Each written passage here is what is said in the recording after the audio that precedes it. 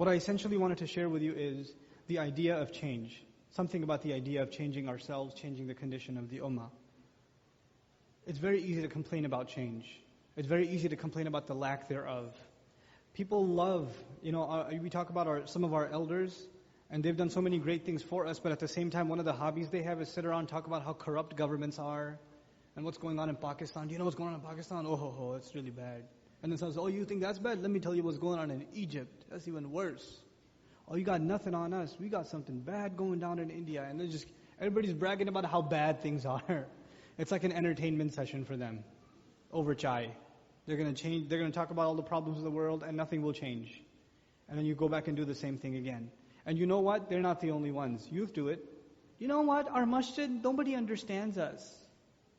Nobody listens to us. We can't do any programs there. Our imam doesn't understand. Our board doesn't understand. Our scholars don't understand. Everybody's complaining constantly. We're all just complaining. We've become really, really good at it. And our pastime has become just to complain. There are entire khutbahs dedicated to what all the problems are and how bad things are. And we just get stuck in this rut of constantly looking at the world around us as a gloomy place. I used to think like that only because I lived in New York, and it's normal for people in New York to be depressed. But as I started traveling, I started seeing so many amazing things happening across the country, and so many creative efforts, and so much new stuff coming from Muslims, that I just never expected, that it just makes me hopeful. Altogether, it just makes me hopeful. And it makes me personally say change is coming. You know one of the most common things I've heard at the end of a khutbah, at the end of a talk from people? Brother, we try so much to remind people and give talks and khutbahs. That's all well and good. Nothing is changing. Nothing ever changes. You know how many times I've heard that? Like, why are you so depressed? Don't be depressed. First of all, change is not in our hands. Change is not in our hands. It's in Allah's hands. إِنَّ اللَّهَ لَا يُغَيِّرُ مَا بِقَوْمٍ حَتَّى يُغَيِّرُوا مَا بِأَنفُسِهِمْ. In that ayah, even the famous ayah, no doubt it is Allah. He does not change the condition of whatever is afflicting a nation until they change what is within them, what is afflicting them on the inside, what's affecting them inside of themselves. Even in that ayah, Allah attributed change itself to Himself. Allah didn't say people will change things. Allah said He will change things for them. They just have to make a change inside of themselves. So that's really what I want to focus on. How is it that we can bring a change inside of ourselves? The real battle all of us has is against our own self. Your worst enemy is like your best friend, is yourself. No one else. No one knows you better than yourself.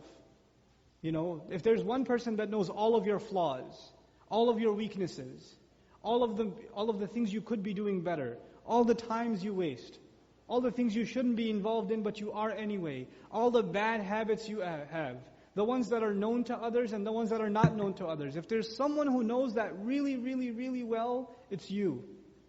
It's you. And you have to learn, and I have to learn to be hard on myself. It's very easy for someone in my position to get used to people saying, brother, great speech, thank you so much, alhamdulillah. And then shaitan comes from behind and says, hey, pat yourself on the back. And you say, yeah, that was a great speech, wasn't it? That's right. And that might happen to you. You're at an MSA, you're at a masjid, you're helping out, people appreciate what you're doing, then you say, yeah, I'm pretty good over here. I'm doing all right. Everybody appreciates what I'm doing. We have to learn to constantly be hard on our own selves, to constantly look in the mirror.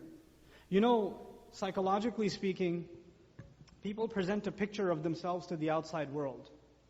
People, especially it's problematic for public speakers because, most of the time, most of you see me and people like me on a stage. We're giving a talk about Islam, but I don't always do that. I switch it off when I'm off of here. I play with my kids. I don't give them khutbah. You see what I'm saying? But then people see you, because they've always seen you in a certain light, they see that's all this person is going to be. Right? And that kind of, on some people, it puts a pressure on them to act a certain way in front of others. To look a certain way, act a certain way. And that might be you. You're so used to impressing people with how, religious you are, knowledgeable you are, committed you are, etc., etc. And you're constantly putting up this face that you start convincing yourself that's who you really are. We have to be able to be honest to ourselves if we're going to talk about change. One has to be able to stop complaining about the world and start complaining about themselves. What is wrong? What am I doing wrong? What are my shortcomings? What are the things that I look at myself and I say, what, if there were 4 or 5 things I could change about myself, if I could just do 4 or 5 things differently, what would they be? What would those things be that I wish I changed? What are some things I wanted to accomplish last year and I never got to? I really wanted to though. I wanted to memorize like 2 more surahs. I wanted to study something. I want to finish reading that book. I never got around to it. But I really wanted to do it. What is keeping us from making those changes? That's the real bit of advice that at least I'll share with you what I do for myself. It works sometimes, it doesn't work other times.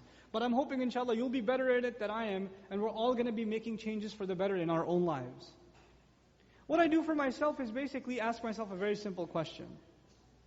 I have 2 kinds of days. He said, myself. I have days where I'm home and days that I'm traveling. I've divided my life into 2 kinds of days. Days when I'm traveling and days when I'm home. And there are failures, because days that I'm home are all the same. Whether it's last week or the next week or 2 years before or 2 years after, it's going to be similar. They're all going to be the same. And the days that I'm traveling are all going to have similar things in them. There's going to be going from home to the airport and getting onto the plane and passing out, and then the flight attendant waking me up to get off the plane. All that's going to be the same every time. There's going to be repetition. And in each of those 2 kinds of days, there are some things I could do better. There's some way I could use my time better. I could be more productive in some things. How do I make more use of that day? How do I make it more productive? That one day. You can fix one day, you fixed your whole life. If you made one change to today, that means you've made that change for the rest of your life. For you, many of you, it's like weekdays and weekends. Your weekends are the same way every time. Your weekdays are the same way every time, right? Fix your weekdays. This time is for salat. Right after that, there's this time for Qur'an. There's this time for me to learn something. There's this time for me to, get my homework done or whatever it may be. Discipline your life. Make that change in your life. You know what else people fail to do? That's coupled with that.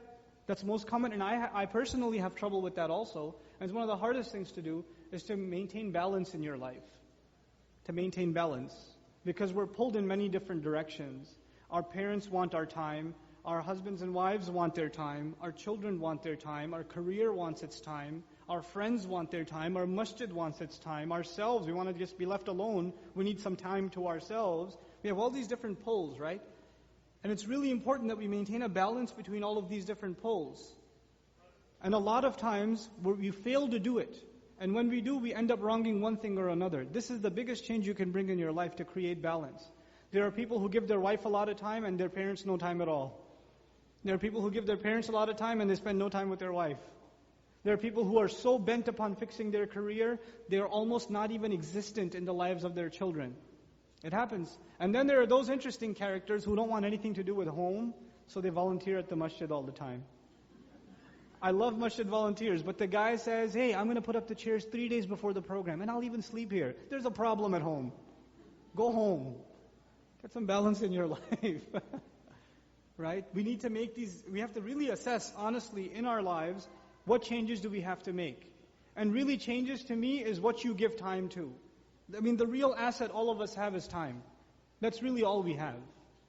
And if we're utilizing it properly, our lives have moved towards the better. And if we're not, our lives are moving towards the worse. That's essentially what it boils down to. We have to become people that we make productive use of their time. That don't become people that waste time. Even if you want to play sports or relax or whatever, there should be a time for that. It should be specified. It should be something disciplined. Allah tells us the sun and the moon, they follow an order. All of the acts of worship that we do in Islam somehow fall upon the sun and the moon. The prayers dependent on the positions of the sun. Eid and Ramadan and Hajj on the moon. And Allah tells us the sun and the moon follow a precise order. Our worship follows a precise order. What we're learning from that is your entire life should follow a precise order. You should have some kind of discipline, laid out a sketch in your life for yourself.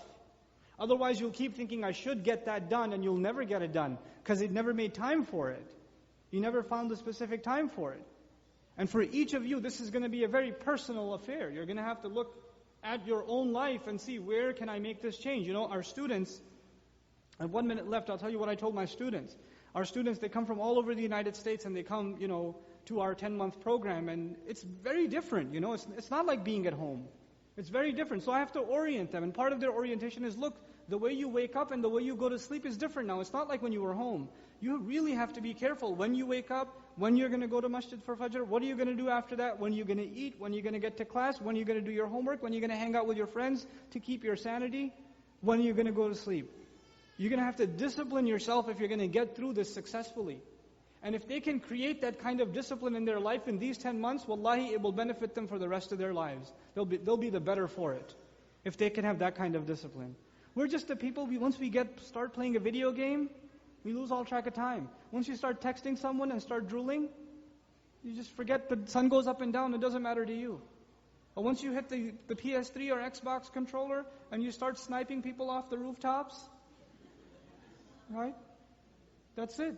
Regimes could change. The world could change. The stock market could crash. You wouldn't know, you're in your room going, that's who you are. We have to show respect to time. That's the real change we bring in our lives. Stop complaining about stuff. All of that will happen when you personally bring a positive change in your life, and that of disciplining yourself. As I'm leaving you guys, first of all, I'd like to express my genuine gratitude for this opportunity.